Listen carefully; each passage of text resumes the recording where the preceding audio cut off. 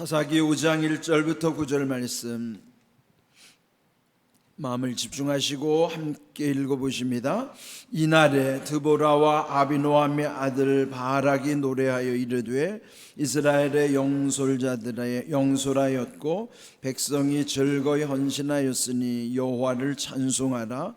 너희의 왕들아 들으라. 통치자들아 귀를 기울이라. 나 곧 내가 여호와를 노래할 것이요 이스라엘의 하나님 여호와를 찬송하리로다.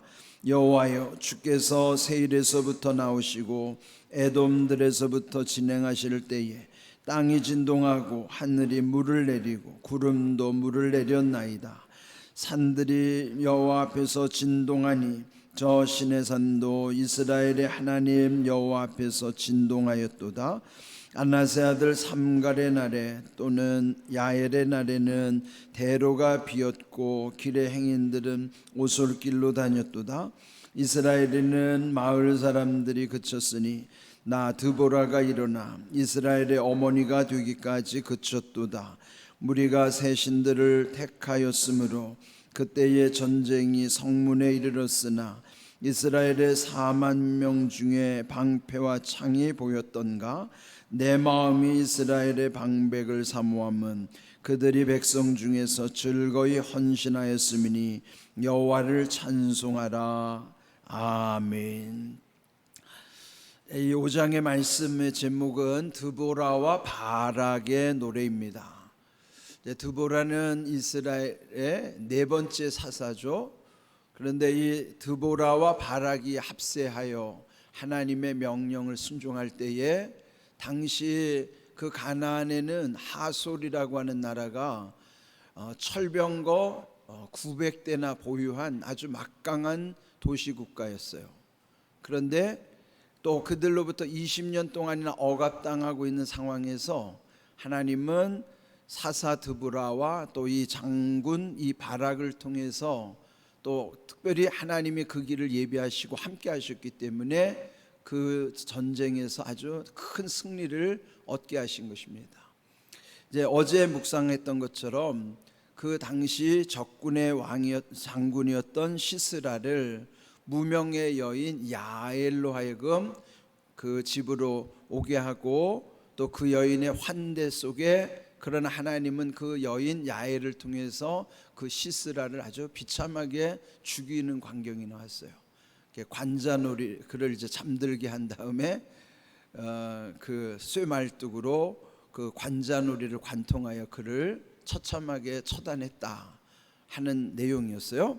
그렇게 큰 승리를 이룬 다음에 이제 이 5장의 말씀은 하나님께 찬양을 드리는 내용이에요. 그렇다면은 이 노래라고 하는 것이 하나님께 드리는 노래를 우리는 찬송이라고 그러죠. 대개 찬송을 일컬어서 또한 곡조가 붙은 기도라고도 하는 겁니다. 그러면은 찬송을 부르는 것이나 하나님께 드리는 기도는 본질이 같은 거예요. 찬송이 곡조를 붙여 놓은 기도이기 때문이죠. 근데 이따금 보면은 기도가 안 될 때 있어요. 그럴 때 찬송은 참 우리의 마음을 열고 우리의 마음이 풀리게 하는 능력이 있습니다. 그래서 여러분 기도가 힘든 분들이나 기도가 안 되는 분들은 찬송이라도 많이 부르시기 바랍니다. 찬송을 부르면 마음이 열리고 그 다음에 그 찬송 속에는 그 찬송 자체가 하나님께 드리는 기도이기 때문인 것입니다. 그래서 여기 오늘 이 주신 말씀에도 보면은 그 하나님 앞에 어떻게 찬송하는 그 내용이 들어있는가. 자, 먼저 1절을 보시면은 이날에 드보라와 아비노함의 아들 바락이 노래하여 이르되. 근데 이제 이 내용은 주로 드보라에 의해서 이루어지는 거예요. 그렇지만은 거기에 바락도 합류시키고 뿐만 아니라 2절을 표현해 보면은 이스라엘의 영솔자들이 영솔하였고 백성이 즐거이 헌신하였으니 여호와를 찬송하라. 하나님을 높여 찬송하는 일에는 드보라를 중심으로 바락이 함께했고 또 그 이스라엘의 영솔자 지도자들이죠. 뿐만 아니라 백성들도 즐겁게 헌신했기 때문에 그러면 여기 하나님을 찬양하는 데서는 거기 모두가 합세하는 거예요. 누구도 제외되지 않고 중심으로부터 모든 이들이 다 하나님을 높여 찬양하는 일에 함께하는 것입니다. 여러분, 우리가 하나님을 높여 찬양하는 일에는 누구도 예외가 없어요. 우리가 모두 찬양하는 거예요. 그래서 여기 이제 이 찬양하는 배경을 이렇게 설명한 다음에 찬양하는 내용들이 나오죠. 그런데 여기 오늘 제목이 즐거이 헌신하였으니라는 말씀이 2절에만 있는 것이 아니라 우리가 읽었던 마지막 9절에도 보면은 거기 둘째 줄에 백성들이 즐거이 헌신하였음이니 여호와를 찬송하라. 헌신이란 하나님께 드리는 것이죠. 그래, 하나님께 드릴 때 즐겁게 그들이 헌신함으로 또한 여호와를 찬송하는 것. 그러면 우리의 모든 헌신의 마지막에 뭐가 있어야 돼요? 하나님을 높여 찬송함이 있어야 되는 거예요. 그래서 결론은 우리가 먹든지 마시든지 무엇을 하든지 다 하나님의 영광을 위하여 하라. 그게 고린도전서 10장 31절 말씀이잖아요. 그래서 우리가 무슨 일을 하든지 다 하나님께 영광을 돌리는 데 있어서 중요한 것이 찬송이에요. 그래서 여호와를 찬송하라, 이렇게 강조하는 내용이 2절 또 9절 이렇게 함께 또 강조하는 내용인 것이죠. 우리가 무슨 일을 하든지 즐거운 마음으로 헌신하는 것, 그 하나님 기뻐하시는 일인데, 그것을 또 마지막에 하나님을 높여 찬송할 때 하나님이 얼마나 기뻐하시겠어요. 되게 보면은 하나님을 모를 때는 되게 우리는 이 죄성이라는 게 뭐냐면 자기를 드러내고 싶어하는 욕망들이 있어요.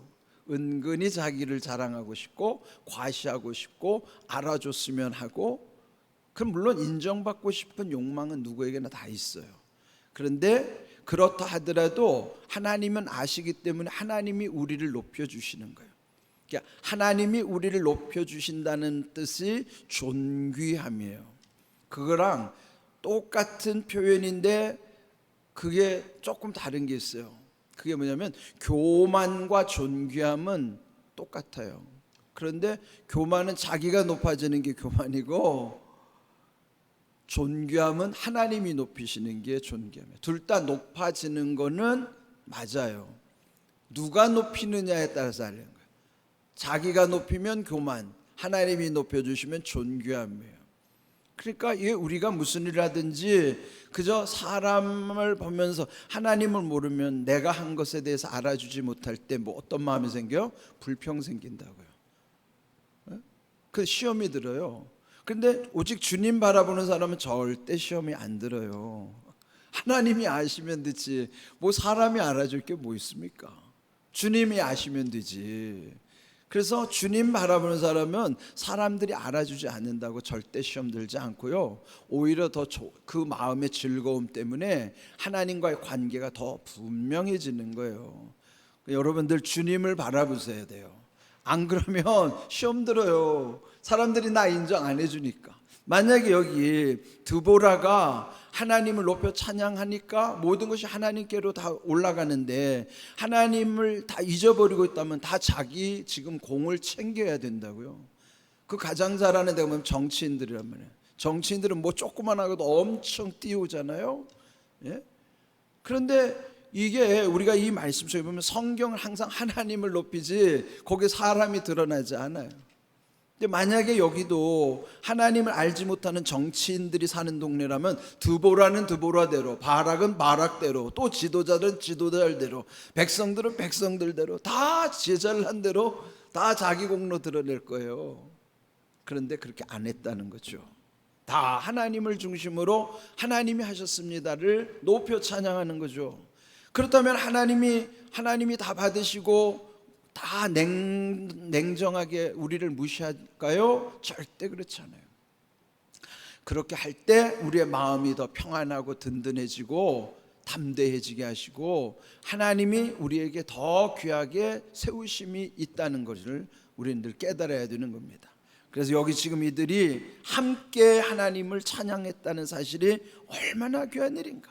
뿐만 아니라 3절을 보시면요, 너희 왕들아 들으라, 통치자들아 귀를 기울이라. 자, 여기서 너희 왕들아라고 하는 것은 지금 이들이 사사시대를 지나고 있기 때문에 이들에게는 왕이라는 존재가 없어요.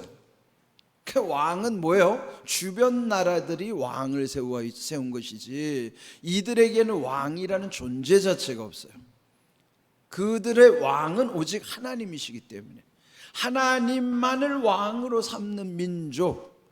그러면은 여기에 너희 왕들아라고 하는 것은 누구를 말하는 거예요? 그 주변의 이방의 나라들의 왕들에게 선포하는 내용입니다. 너희 왕들아, 이방의 왕들아, 또 이방의 통치자들아, 귀를 기울이라. 나하고 내가 여호와를 노래할 것이요 이스라엘의 하나님 여호와를 찬송하리로다. 그러면은 이게 지금 하나님을 높여 찬송하는 것이 그들 속에서의 신앙을 결속할 뿐만 아니라 하나님을 알지 못하는 저 이방의 왕들이나 다른 그 사람들에게도 이 모습이 얼마나 다른 모습일까 말이에요. 여러분, 이렇게 다른 모습, 그걸 구별됨이라고 그러죠. 구별됨이 우리가 흔히 말하는 거룩이 구별된다는 뜻입니다. 내가 거룩한 백성으로 산다는 것은 함께 살더라도 구별된 삶을 살아가는 거예요. 다른 모습으로. 세상 사람들은 다 자기 드러내기로 하고 공을 세운 것을 자기가 취하려고 하지만은 하나님의 백성은 거룩하기 때문에, 구별되기 때문에 오직 하나님께 영광을 돌리는 거예요. 그는 세상 사람들이 도저히 이해할 수 없는 모습이지만 그렇게 함으로써 이 하나님의 나라가 더 강성해져 가게 하시는 거예요. 그 비결을 지금 말씀해 주시는 것이죠. 그러면서 여기서 하나님을 찬송하라고 하는 말씀들이 이렇게 여러 번 강조되는 까닭이죠. 자, 4절부터 그 하나님이 함께한 역사를 고백하는 거예요. 여호와여, 주께서 세일에서부터 나오시고 에돔들에서부터 진행하실 때 땅이 진동하고 하늘이 물을 내리고 구름도 물을 내렸나이다. 그럼 여기서 이들이 표현하는 것은 세일에서 또 에돔에서라고 하는 것은 그들이 출애굽하여 여정, 그들이 지나왔던 곳곳마다 하나님이 어떻게 하셨는가, 그들의 역사의 신기원, 새롭게 시작되는 것은 출애굽이에요. 애굽에서 해방되어 광야 40년을 지나면서 가나안에 들어오기까지 하나님이 그들과 함께 하셨던 역사는 그들의 자손 대대에게 그 이야기들을 전해주는 거예요. 그러니까 출발이 어디로부터 시작하면 출애굽 사건이에요.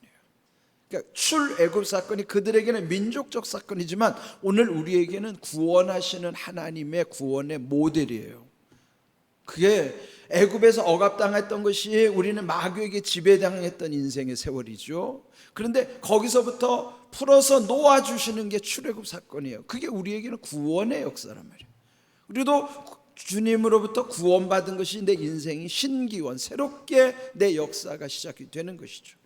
그런 모든 과정을 이스라엘의 출애굽 역사를 통해서 우리에게도 하나님이 우리를 어떻게 구원해 주시고 어떻게 새롭게 인도해 주셔서 저기 가나안이라고 하는 천국에 대한 소망을 갖게 하시는가, 그것을 이렇게 비추어 주시는 모습이에요.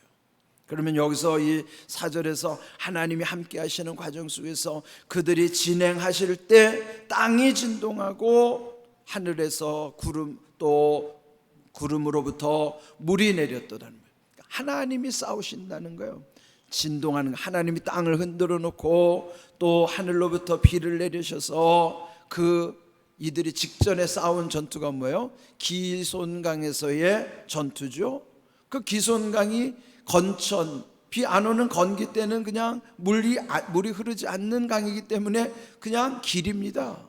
그런데 그 길로 이 900대나 되는 철병거들이 거기를 진입해서 올 때 하나님은 그때를 거기를 우기로 만들어 놔가지고 비가 내려서, 그 비가 내리면 그 기손강은요 완전히 진흙벌이 되기 때문에 완전히 그 철병거를 소용없게 만들어 놓는 거예요.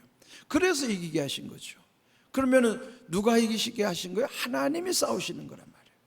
그런 역사를 그 삶 속에서 경험하게 하셔서 하나님이 그들이 진행할 때는 하나님이 땅을 흔들어 진동하게도 하시고 비를 내려서 이렇게 이기게 하셨도다.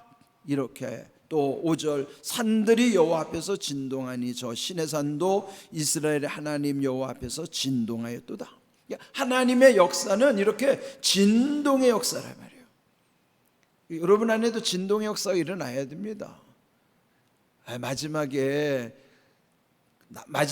내 몸이 막 이렇게 떨리잖아요. 이런 진동 오기 전에 진짜 진동이 와야 돼요. 그게 뭐냐? 마음의 진동이에요. 마음에서 떨림이 있어야 된단 말이에요. 말씀을 들을 때 여러분 이게 진동이에요. 물리학자들이 그러잖아요. 모든 것은 이런 파장은 진동이 있다는 거예요. 보이지 않지만 미세한 진동들. 그러니까 우리 안에도 말씀을 들을 때 이렇게 진동과 파장이 일어나는 거예요. 그래서 우리의 마음을 흔들어 놓으시고 변화시켜 주시는 것이죠. 하나님은 이렇게 진동의 역사가 있다는 것. 그러면서 여기 6절에도 안낫의 아들 삼갈의 날, 또 야엘의 날. 이게 여러분 날이라는 걸 붙일 때는 뭐 특별하기 때문에 무슨 날이라고 하잖아요. 오늘이 무슨 날이야? 그럼 뭐 특별하다는 거예요. 그런데 삼갈의 날, 야엘의 날. 이게 엄청난 거 아니에요? 삼갈의 날, 야엘의 날. 삼갈이 누구예요? 우리 앞에서 3장 마지막 절에서 딱 한 절이었죠. 삼갈은 세 번째 사사인데 그는 소모는 막대기로 600명을 죽였다고 하는 것. 3장 31절에 보면 소모는 막대기로 600명 블레셋 군사를 이긴 거예요. 한 절밖에 안 나오는데 여기서 이 하나님을 높여 찬양하는 데 있어서는 이렇게 삼갈의 날이라고 기억할 만큼이나, 또 이 야엘의 날이라는 거면 우리가 앞에서 말했던 거죠. 이방 여인, 아무것도 아닌 그 여인을 기리는 날이에요. 여러분 잘 생각해 보세요. 하나님이 나는 아무것도 아닌데 나를 통해서 하나님이 역사하신 다음에 성경에서 누구의 날이라고 기록한 것처럼 만약에 성경에서 우리의 모든 것을 기록하신다고 우리는 믿기 때문에 거기에 만약에 나의 날이라고 기록됐다고 하면 그건 얼마나 영광스러운 일일까. 여러분도 여러분의 날이 기록되도록 한번 살아보십시오. 여기에 지금 누구의 날이라고 표현할 정도로 이렇게 하나님이 기억하게 하시고 기록해 하신 것처럼, 천국에 가면 어차피 우리가 한 모든 행적들이 다 기록되어 있을 텐데 그 속에 나의 날, 여러분의 이름에 붙은 날, 그 날이 있다면 얼마나 영광스러울까요? 그래서 오늘 여기 귀한 일들을 보면은 하나님을 찬송하는 가운데 모든 것이 하나님의 은혜였음을 아주 구체적으로 고백하는 표현들이에요. 우리의 날마다 여러분 기도도 중요하고요, 곡조 붙은 기도인 찬송을 통해서 여러분의 마음이 항상 열려지고 또 찬송과 기도 가운데 하나님이 함께 하시는 놀라운 은혜를 날마다 경험하는 복된 믿음 되시기를 주님의 이름으로 축복합니다. 아멘.